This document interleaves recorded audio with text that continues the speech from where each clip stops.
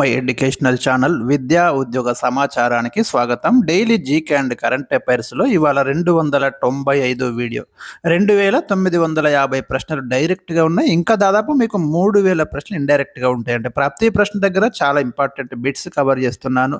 Competitive ఎగ్జామ్స్కి సంబంధించి దాదాపు ఒక 10,000కు పైగా ప్రశ్నలతోటి ఒక క్వశ్చన్ బ్యాంకును క్రియేట్ చేయడమే ఈ సిరీస్ యొక్క లక్ష్యం అండి. ఇందులో అన్ని ప్రీవియస్ క్వశ్చన్స్ కూడా మీకు కవర్ చేస్తున్నాను. ఇంకా కూడా భవిష్యత్తులో ప్రతి ప్రీవియస్ క్వశ్చన్ యూపీఎస్సీ నుంచి కావచ్చు, సెంట్రల్ జాబ్స్ నుంచి వచ్చిన ప్రతి క్వశ్చన్ కూడా ఈ సిరీస్లో కవర్ చేయాలనే ఒక టార్గెట్ అయితే ఉంది. మరి ఛానల్ని సబ్స్క్రైబ్ చేసుకోండి. డైలీ 10 క్వశ్చన్స్ అప్డేట్ పొందండి. ఒక 1 ఇయర్లోనే మీకు చాలా క్వశ్చన్స్ అయితే వచ్చేస్తాయి. సో ఇక్కడ మీరైతే ప్రతిసారి నోట్స్ రాయండి. ఖచ్చితంగా ఈ ప్రశ్నలు అన్ని నోట్బుక్లో రాసుకోండి. ప్రతిరోజు ఫాలో కండి. డెఫినెట్గా మీకు మంచి రిజల్ట్ ఉంటుందండి. ఇక ఈరోజు question number latest current affairs ఈ వీడియోలో డిస్కస్ చేస్తున్నాను. మనకు standard GK, general awareness, latest current affairs మీకు ఆల్టర్నేటివ్ డేస్లో వస్తున్నాయి. రైల్వే శాఖ 2025 ఆగస్టు 7న ప్రవేశపెట్టిన దేశంలో అత్యంత పొడవైన గూడ్స్ రైలు పేరు ఏమిటి? ఇట్లాంటివి వచ్చినప్పుడు ఖచ్చితంగా గుర్తుపెట్టుకోండి. వెరీ వెరీ ఇంపార్టెంట్ అండి. ఎందుకంటే న్యూ రికార్డ్ కాబట్టి మనకి క్వశ్చన్ ఎక్స్పెక్ట్ చేయొచ్చు. ఆ రైలు పేరు అయితే రుద్రాస్త్ర అండి. రుద్రాస్త్ర పొడవైన గూడ్స్ రైలు అట. ఇది మన మొత్తం ఆసియా ఖండంలోనే, దేశంలో కూడా కాదు, ఆసియా ఖండంలోనే పొడవైంది అని మనకు రికార్డు ఉంది. దీన్ని ఎక్కడ అంటే మనకి తూర్పు మధ్య రైల్వే, ఈస్ట్ సెంట్రల్ రైల్వే అండి. దీని యొక్క హెడ్ క్వార్టర్ మనకు హాజీపూర్లో ఉంది. ఈ తూర్పు మధ్య రైల్వే పరిధిలోని పండిత్ దీన్ దయాళ్ ఉపాధ్యాయ డివిజన్ నుంచి మొదలైన ఈ రైలు ధన్బాద్ రైల్వే డివిజన్కు విజయవంతంగా సరుకు చేరవేసి ప్రయాణాన్ని పూర్తి చేసింది. ఇది ఇండియాలోనే కాదు, ఆసియాలోనే అతి పొడవైన సరుకు రవాణా రైలుగా రికార్డ్ అయితే నెలకొల్పింది.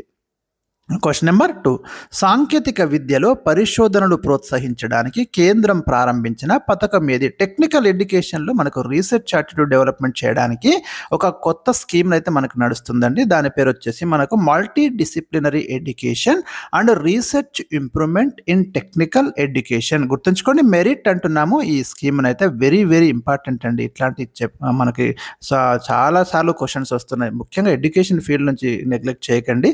చాలాసార్లు ప్రశ్నలు వస్తున్నాయి. క్వశ్చన్ నెంబర్ 3, ఇంటర్నేషనల్ సోలార్ అలయన్స్లో, అంతర్జాతీయ సౌర కూటమి అంటాం, సోలార్ అలయన్స్లో 107వ సభ్య దేశం ఏది? సోలార్ ఎనర్జీని ఉత్పత్తి చేయడము, సౌర విద్యుత్తును ఉపయోగించుకోవడం, పునరుత్పాదక ఇంధన వనరులను ఎంకరేజ్ చేయడం అన్నీ కూడా మనకి లక్ష్యాలు.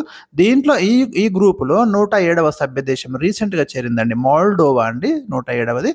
ఇది మనకు ఈ ఇంటర్నేషనల్ సోలార్ అలయన్స్ అనేది ఇండియా, ఫ్రాన్స్ 2015లో దీన్ని స్టార్ట్ చేసినాయి. దీని గురించి కంప్లీట్ ఇన్ఫర్మేషన్ ఇంతకుముందు వీడియోస్లో కూడా మన ఛానల్లో ప్రతిదీ అందుబాటులో ఉంటుంది, మీరు చూడండి.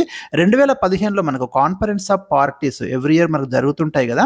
ఈ కాన్ఫరెన్స్ ఆఫ్ పార్టీస్ 21 సెషన్ సందర్భంగా దీన్ని స్టార్ట్ చేసిండ్రు. క్వశ్చన్ నెంబర్ 4, ఇటీవల ఏఐఐటి అగ్నిశోధ అనే పరిశోధన ప్రాజెక్టును ప్రారంభించింది.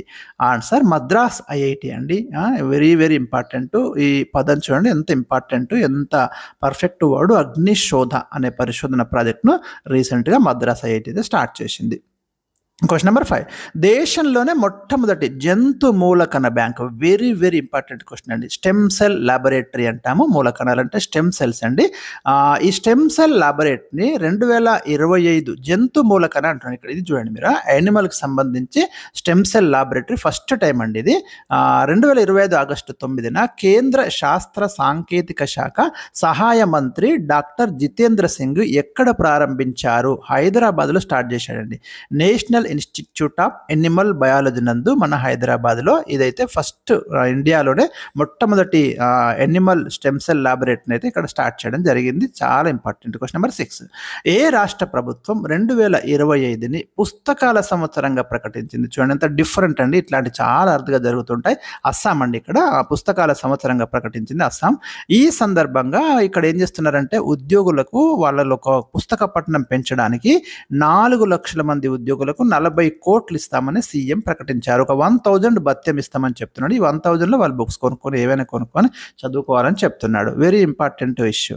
క్వశ్చన్ నెంబర్ 7, ఇటీవల వార్తల్లోకి వచ్చిన బాంకే బిహారీ టెంపుల్ ఏ రాష్ట్రంలో కలదు?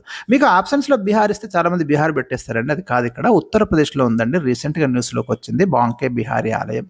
క్వశ్చన్ నెంబర్ 8, 2025 ఆగస్టు 9న కేంద్ర ఎన్నికల సంఘం ఎలక్షన్ కమిషన్ ఆఫ్ ఇండియా ఎన్ని రాజకీయ పార్టీలను తొలగించింది? తన లిస్ట్ నుంచి మొత్తం 334 పొలిటికల్ పార్టీస్ని అయితే తొలగించిందండి. ఎందుకంటే వీళ్ళు అసలు కంటెస్ట్ చేయడం లేట. గత 6 ఏళ్ల నుంచి పేరుకే ఉన్న ఈ పార్టీలు తప్ప ఏ ఒక్క ఎన్నికల్లో పార్టిసిపేషన్ చేసింది లేదు, గెలిచింది లేదు. ఇలాంటి ఇంకా ఏవి పనికిరావని చెప్పి వాటిని కాబట్టి తొలగించారు. ఇది సంఖ్య గుర్తుంచుకోండి. ఇప్పుడైతే మనకు 6 జాతీయ పార్టీలు ఉన్నాయండి. 67 ప్రాంతీయ పార్టీలు ప్రతి ఎన్నికల్లో పోటీ చేస్తున్నట్లు ఈసీ అయితే అనౌన్స్ చేసింది. జాతీయ పార్టీ లిస్ట్ ఇంతకుముందు వీడియోస్లో కూడా మీకు ఇచ్చాను, గుర్తుంచుకోండి. Question number 9. లద్దాఖ్ ప్రాంతంలోని ఏ విత్తనాలను ఇటీవల అంతరిక్షంలోకి పంపి పరీక్షించి తిరిగి భూమిపైకి తెచ్చారు? వెరీ ఇంపార్టెంట్ అండి. మనకు 2 సీడ్స్, ఒకటి సీబక్ థర్ను అండ్ హిమాలయన్ బక్వీట్ సీడ్స్, ఈ 2 రకాల విత్తనాలను రీసెంట్గా మనకు అంతరిక్షంలోకి పంపడం జరిగింది, ఇంటర్నేషనల్ స్పేస్ స్టేషన్లోకి. ఎందుకు పంపించారంటే భవిష్యత్తులో అంతరిక్షంలో వ్యవసాయం చేయాలనే ఆలోచనతో ఉన్నారు. ఇది పంపించింది ఎవరంటే నాసా అండి. మనకు నేషనల్ ఏదైతే administration aeronautics and space administration ఉంది కదా, అమెరికా వాళ్ళది, దాన్ని నాసా అంటాము. మనకు ఇస్రో లాగా వాళ్ళకు నాసా అన్నట్టు, national aeronautics and space administration, NASA. వీళ్ళు పంపించారండి. ఈ లద్దాఖ్లో ఎట్లుంటుందంటే అత్యంత శీతల పరిస్థితులు ఉంటాయి.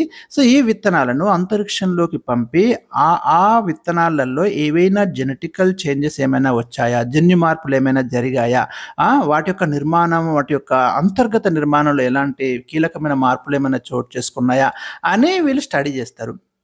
ఒకవేళ అలాంటి ఏం జరుగుతున్నాయి అంటే ఇక్కడున్న పరిస్థితులకు అంతరిక్షంలో ఉన్న పరిస్థితులకు డిఫరెన్స్ ఉంటుంది కదా మనకి. సో దాని ఆధారంగా భవిష్యత్తులో మనం అక్కడ పంటల్ని సాగు చేయడం సాధ్యమవుతుందా లేదా అనేది ఈ పరిశోధన యొక్క ముఖ్య ఉద్దేశం అండి. కాబట్టి ఏ 2 రకాల విత్తనాలను ఇంటర్నేషనల్ స్పేస్ స్టేషన్లోకి పంపించారనే ప్రశ్న మనం ఎక్స్పెక్ట్ చేయొచ్చు భవిష్యత్తులో. సో ఇది మనకి 9th క్వశ్చన్కి ఆన్సర్ అండి. నాసా సైంటిస్టులు ఈ ప్రయోగం నిర్వహించారు. వాటిలో ఎలాంటి మార్పులు కలిగాయో విశ్లేషించడం, భవిష్యత్తులో అంతరిక్షంలో పంటలు సాగు చేయడం దీని యొక్క ముఖ్యమైన ఉద్దేశం. Question number 10. 2025 ప్రపంచ పర్యావరణ దినోత్సవం థీమ్ ఏమిటి అనే ప్రశ్న ఇచ్చాను. దీనికి ఆన్సర్ మీరైతే కనుక్కోండి. రేపు మీకు నెక్స్ట్ వీడియోలో దీని యొక్క ఆన్సర్ని నేను మీకు ఎక్స్ప్లెయిన్ చేయడం అనేది జరుగుతుంది.